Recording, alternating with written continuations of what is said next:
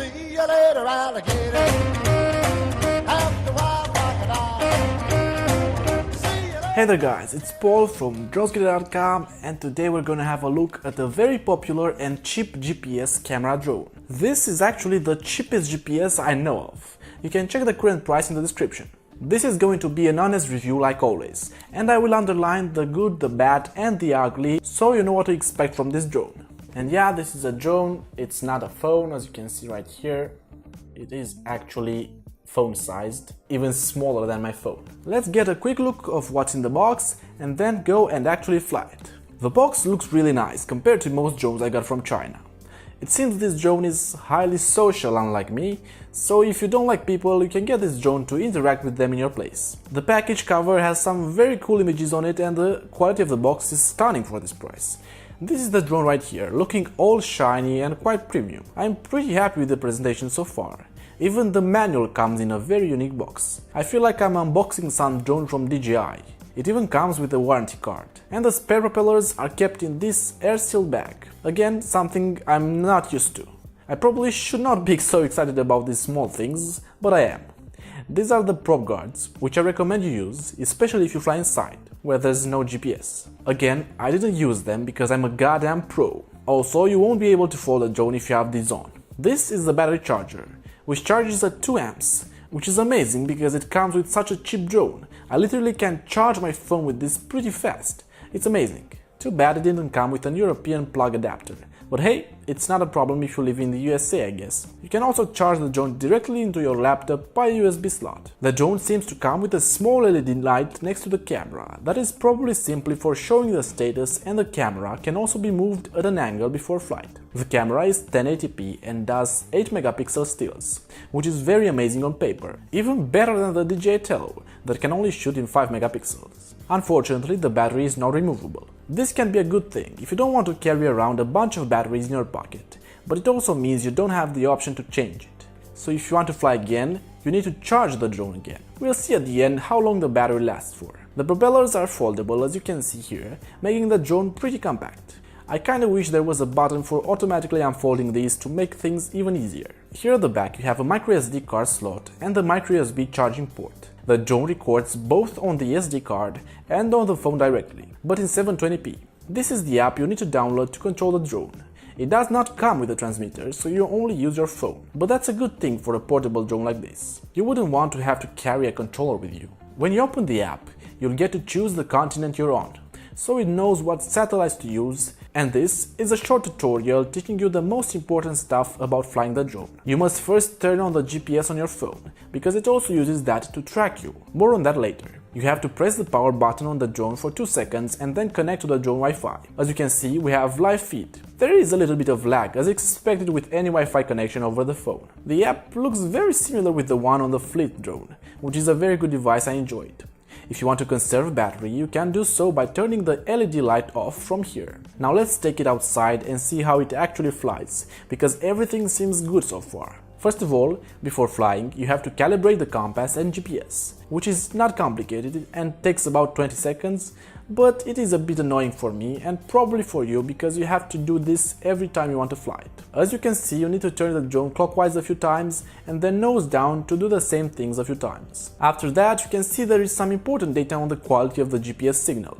First of all, there is a total number of satellites connected. The drone uses GLONASS, the Russian satellite network, which is a very good thing. This is what DJI uses for their best drones. But as you can see here, it only has 8 satellites connected, and there's a maximum possible of 16. I would always have preferred having over 10 satellites connected, so this might be a little problem. I saw on Quadcopter 101's video that he had more satellites connected. This is probably because of the geographical location.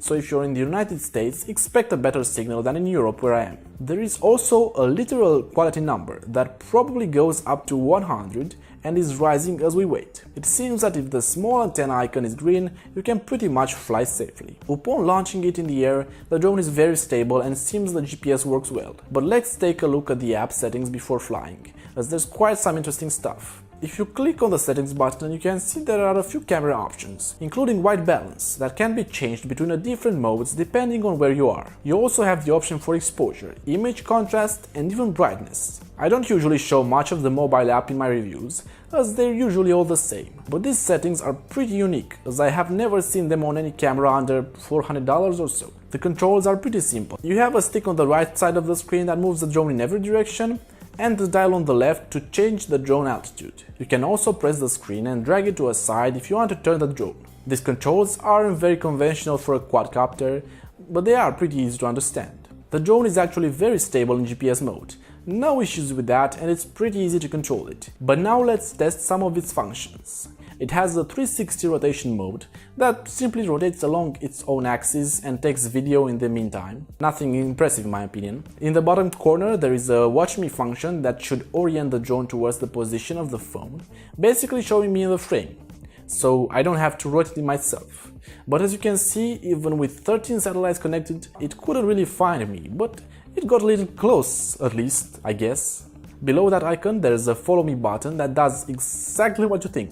This one works a little bit better in finding me, but not stellar. It's probably not really made to follow at such short distance. I'm sure it works better if I'm farther away and in a more open space. This is another time I flew the drone and used the follow me function. As you can see, it did follow me, but it was wobbly and changed direction suddenly.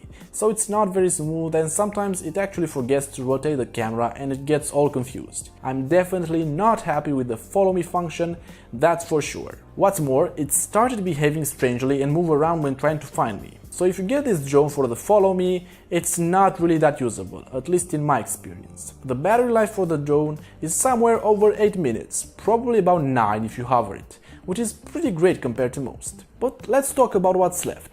Probably the best part of this drone, the camera. The video this drone takes is very good. I actually consider it to be one of the best for under $100, and it's on par with drones like the Xiaomi Mi 2 and the DJI Tello. Although I would rank the Tello a bit higher because it also has image stabilization. If you notice different image colors, it's because I activated the different white balance option. As mentioned in the beginning, not only does this drone record in 1080p, but it can also take pictures in 8 megapixels, which is amazing. And the results are pretty damn good. I'd say this is on par with the DJI Tello. Here's some photos to compare the two. As a conclusion, this drone is for people who want a stable selfie quadcopter that doesn't occupy much space and can be easily taken in a trip next to your phone.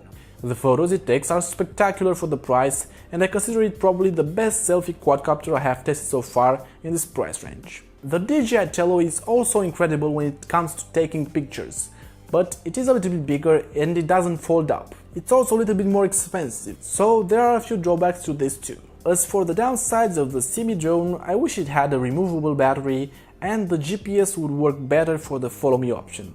Actually, if I were to design it, I would save the money spent on the GPS module altogether and add a good optical flow camera to it. And maybe a sonar, because GPS in a drone that can only fly as far as Wi-Fi range goes, which is about 50 meters, is about as useful as any good optical stabilization camera. And with the money saved on the GPS module, I would probably add some image stabilization for the camera, so it can compete with the DJI Tello on a lower price. But even in the current situation, it's pretty damn good.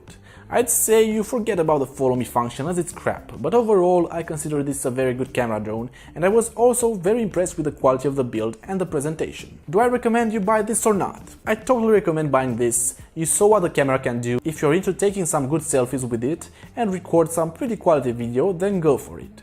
It's small, portable and stable. If only for that, it does deserve its price, which you can check in the description, and you can also buy it from there. It's pretty much the cheapest place you can get it from, and the shipping arrived with no problem. However, if you want image stabilization on your drone and are able to pay a little bit more, then go and check out my review of the DJI Tello over here, because this might actually be the perfect beginner drone for you. Please leave me a comment down below with what other new released drones you want to see me review. And also don't forget to subscribe and hit the bell notification icon, because I will soon make a few videos regarding the new Mavic 2 Pro, and you don't want to miss that. See ya later, alligator! See you later, alligator.